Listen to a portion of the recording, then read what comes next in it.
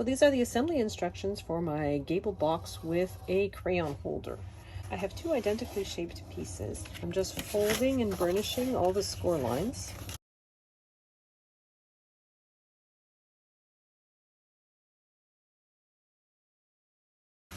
And then for the one score line up here, you want it to fold towards you instead of folding it down.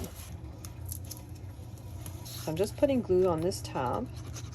I'm lining up this cut line of this piece onto the score line of my tab, making sure that the score lines are even on the top and the bottom. So next we're going to make up the little box that goes on either side of my Gable box. I've already folded up one, and the second one goes together exactly the same way. There's an outline of a heart shape on one of the panels. I've cut a heart out of full craft board, and I'm just going to glue it down within the lines that are scored on that panel. Then I'm going to fold down all the score lines.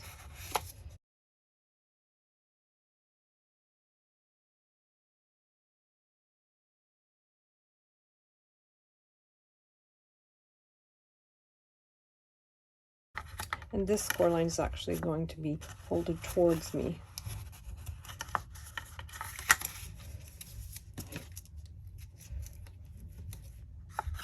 And then I have another piece. This is the insert for my crayons. I'm just folding down on the score lines for it. I'm using my Cricut scraper tool to help find that score line.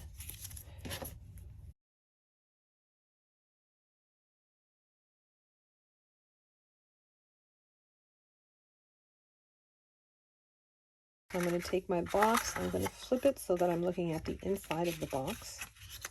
I'm just putting glue along one of the long tabs. I'm placing the top of this piece about 1/2 inch down from the score line. I want to make sure that the score lines of the tab are even with the score lines of the side of my piece. So the score line here is even with the score line on this tab even with that score line. Then I'm putting glue on the tab and on the other long tab, and I'm folding this piece over. I want that tab piece as straight as possible, and then I'm folding this piece over so that it's nice and straight as well, and then my edges are flush on the other side. And I'm just going in there with my bone folder and pressing down on that glue. Then I'm putting glue on this side tab, and this is going to seal up my box. I'm looking at the bottom of my box, and I have 2 tabs on each side. I'm just going to put glue on them. And then I have a long tab at the front and a short tab at the back. I'm just going to fold that short tab over onto the glued tabs. And then I'm putting glue on that tab that I've just glued down and folding the long tab over, and there should be a nice overlap here. This is my crayon holder. I have the flap here on the back and that second flap at the bottom. So what I'm going to do is I'm going to take, it doesn't matter which one, I'm just inserting them inside those slots. I'm going to flip my piece over, and then I'm going to glue those slots down. So I'm just putting glue on the underside like so, and then I'm putting glue on the other underside,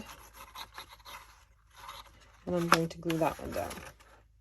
I'm going to do the exact same thing with my second box. I'm just inserting those tabs in those slots, flipping my piece around, and then gluing them down. So next, I folded up one side. I'm just putting glue on my tab, bringing my other end in, and folding it up. So now I'm just putting glue on those 2 tabs on either side.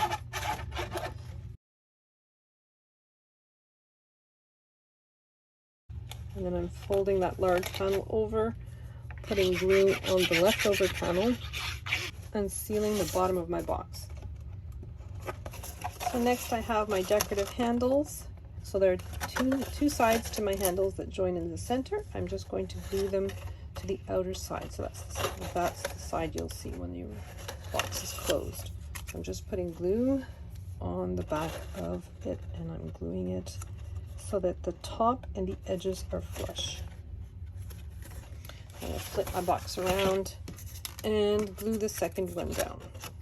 So now I'm bringing my handles together, and I'm just putting both of those tabs into the slots on the side tabs.